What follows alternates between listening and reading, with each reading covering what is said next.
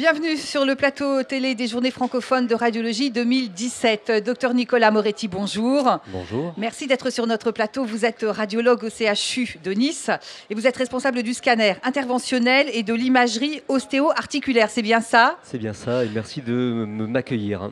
Alors, on va parler du traitement des fractures osseuses par vissage percutané sous contrôle du scanner. Alors, en préambule, on va peut-être expliquer un petit peu de quoi il s'agit. Oui.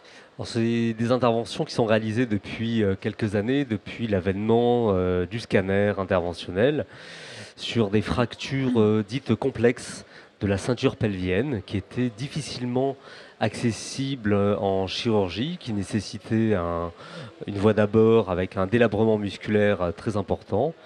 Et selon les critères déjà établis par les chirurgiens de positionnement des vis au sein des fractures osseuses, des Américains, en 1992 déjà, avaient publié les premières ostéosynthèses, c'est-à-dire vissage des fractures pelviennes, des disjonctions sacro-iliaques et des fractures du toit du cotyle, sous guidage de scanner, en réalisant une petite incision qui est millimétrique et sur lequel on fait passer une vis parfaitement mesurée au niveau du foyer fracturaire. Alors ça, c'est les toutes premières applications. Tout à fait. Ça s'est décliné ensuite? Alors oui, ça s'est décliné, ça a évolué, bien sûr, déjà dans la prise en charge globale du patient polytraumatisé, ce qui a évité de nombreuses nouvelles interventions chez les patients. Ça a évolué vers des combinaisons à la fois chirurgicales et ensuite radiologiques interventionnelles, avec une complémentarité entre les chirurgiens et les radiologues interventionnels. Et ensuite, petit à petit, selon les mêmes critères établis par les chirurgiens, ce type d'ostéosynthèse s'est étendu au rachis, à la colonne vertébrale. Ainsi, en évitant l'écueil chirurgical de la résection musculaire, on a positionné des vis au niveau de certaines structures anatomiques qui ont montré leur efficacité d'un point de vue biomécanique. Dans un premier temps, en réalité, le radiologue interventionnel venait en deuxième position après que le chirurgien ait fait une arthrodèse antérieure qui n'était pas suffisante et pour lequel on était en échec thérapeutique. Donc le patient devait se faire réopérer.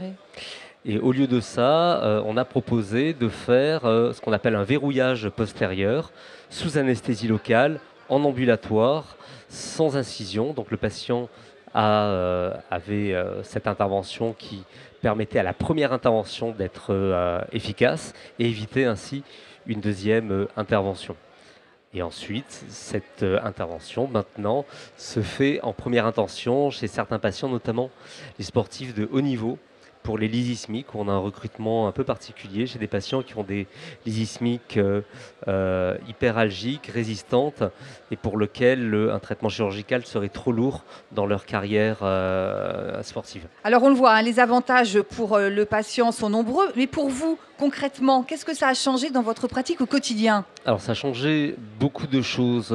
Les vissages, comme beaucoup d'autres interventions, ont fait que le radiologue maintenant a une place centrale dans la décision thérapeutique, avait déjà une place centrale d'un point de vue diagnostique, mais maintenant on est véritablement au centre de la prise en charge du patient. C'est-à-dire que pour un exemple commun, s'il y a une fracture du bassin avec une hémorragie pelvienne, le radiologue vasculaire interventionnel va pouvoir emboliser l'anévrisme ou l'hémorragie, de la même façon que le radiologue osso-articulaire va pouvoir poser l'indication parfaitement d'un vissage percutané et de discuter avec les chirurgiens les compléments que l'on peut être amené à faire.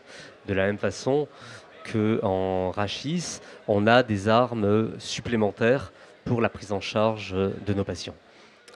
Alors, en conclusion, est-ce que vous souhaitez ajouter quelque chose? On a parlé des avantages de votre pratique au quotidien, des avantages pour le patient, des domaines d'intervention concernés.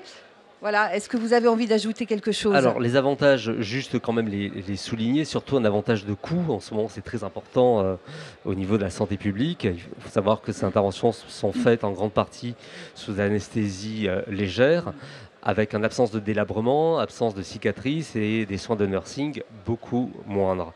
Ça permet aussi d'étendre la capacité des blocs opératoires des CHU en s'étendant dans le service de radiologie et avoir bien sûr une verticalisation, c'est-à-dire un retour à la fonction de vie normale des patients plus rapidement.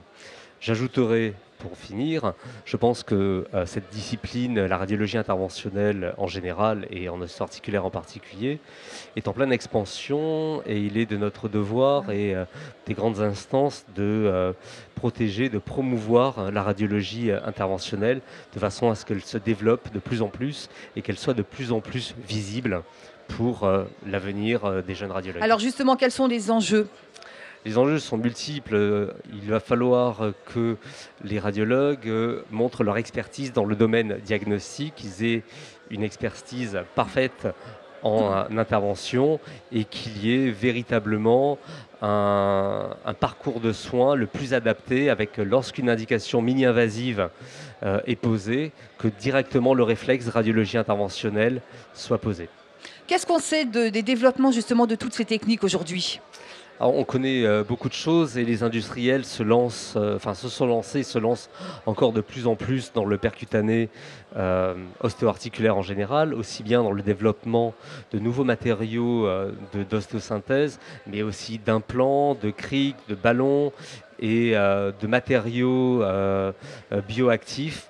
On voit très bien que l'homme du futur sera percutané. Mais ce sera le mot de la fin. Merci, docteur Moretti, d'être venu sur notre plateau, d'avoir répondu à mes questions. Merci beaucoup. Merci infiniment.